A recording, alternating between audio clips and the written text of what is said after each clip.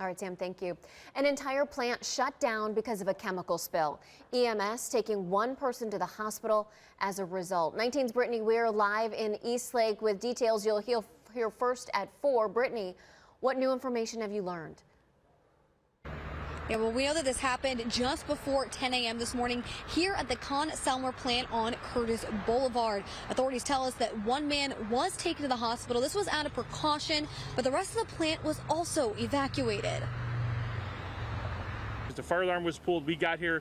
We got a verbal for them. All employees were out of the building. Around 100 employees filled the parking lot of Conn-Selmer Thursday morning.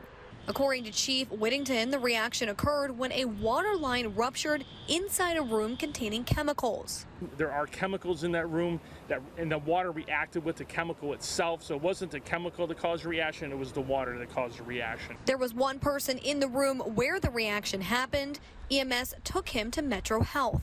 The fire chief says that whatever happened in that room is confined to that one room. They actually have an air system that's in that room that goes through what we call scrubbers. Those scrubbers are designed to be able to accommodate any kind of vapor that comes out of the room. The Conn-Selmer plant in Eastlake makes brass musical instruments. Chief Whittington told 19 News that the person who runs that processing area with Conn-Selmer did exactly the right thing. He went through all of his checks. So when he saw that the water was leaking, he immediately activated the ventilation systems, contained the room.